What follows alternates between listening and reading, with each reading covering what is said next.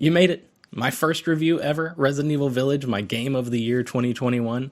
I'm going to talk about why I loved it, why I think you might like it, or why I think you will hate it. That's up to you. If you could, please help me out by hitting the like, the subscribe, commenting, notification bell, all of the annoying YouTuber things that I'm supposed to say. I would really like to make more than one of these. So start the damn review.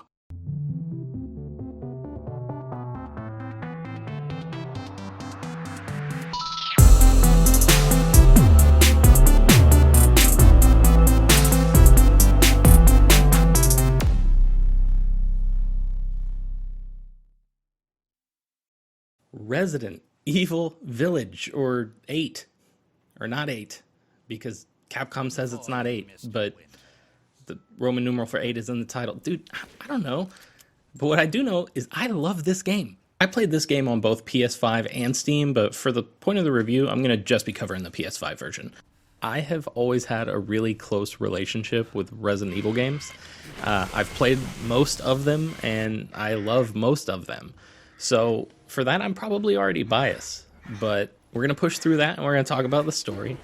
Don't worry, I'm not going to do any story spoilers or anything like that. But what I will say is that you are at a huge disadvantage if you didn't play Resident Evil 7 Biohazard. A fantastic game in its own right, but God, the story in Resident Evil 8 wouldn't have hit even half as hard if I hadn't played that game first. So please, go play that game. You see, Resident Evil Village is actually the second in a trilogy.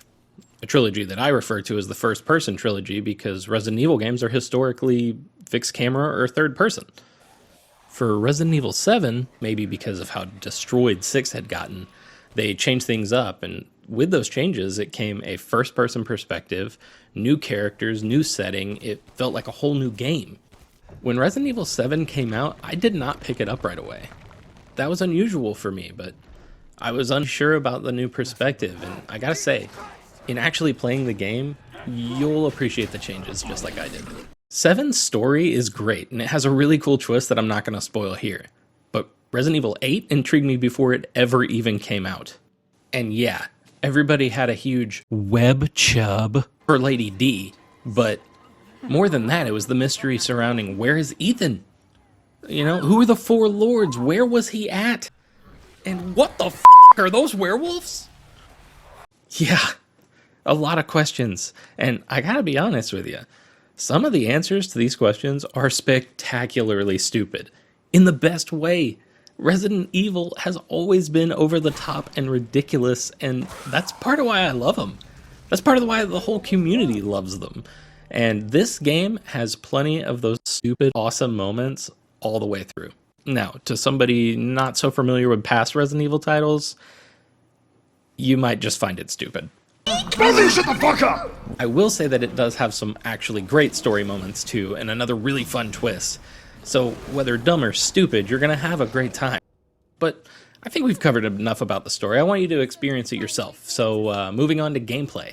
Resident Evil is not Call of Duty, so don't expect it. Except for one part. There's one part. But other than that, don't expect it.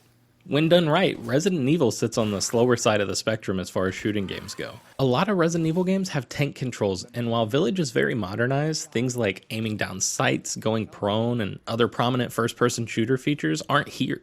You'll shoot, craft, run, heal, hide, shop, and organize. All staples of the franchise, as is the quick turn, item management, and no auto-replenishing health.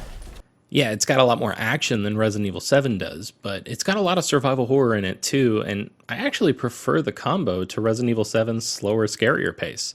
It's also more responsive than Resident Evil 7 too, with guns and movement feeling better. There's more variety and a lot more to unlock through challenges and multiple playthroughs, and the locations that you're going to visit, the settings, are awesome. You'll explore castles, swamps, creepy forests, factories, the village itself, which is a semi-hub zone that opens up more and more each time you return, and my favorite, the many weird rooms and carriages that this game's mysterious merchant, the Duke, hangs out in. Hey Duke! I was always excited to see what new things the Duke had for me or what new location I would explore next. This game doles stuff out at a near perfect rate too. You're always buying, selling, or upgrading weapons, finding treasures like in Resident Evil 4 and combining those, and while we're on the subject of Resident Evil 4, I know, I'm like the millionth person to say this, but Resident Evil 4 is one of the greatest games of all time. It was my first Resident Evil, and honestly, I think it was like the first game I ever pre-ordered. Sidebar, that game came with a demo disc for the GameCube that me, my brother, all of our friends wore the hell out. If you only knew how many times we played through that demo disc before that game came out. Jesus.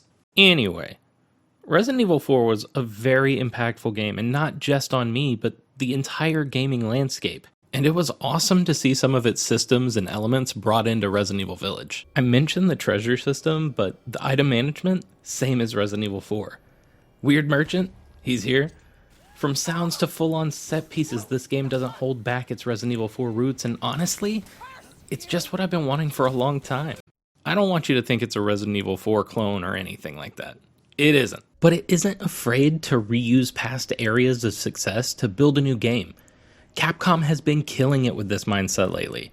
That type of willingness to build on the past instead of from the ground up has gotten us Resident Evil 2 Remake, Devil May Cry 5, and even the newer Monster Hunter games. Capcom isn't reinventing the wheel with Village, but it is delivering a really well thought out game. And that's at a design level too. My first playthrough on normal was about 10 hours long. Now, I play somewhat slow, so I'm sure a lot of you are going to beat it faster than I did. But when I finished, I couldn't wait to start again. I'm no achievement hunter, and I almost never platinum games, but I platinumed this one.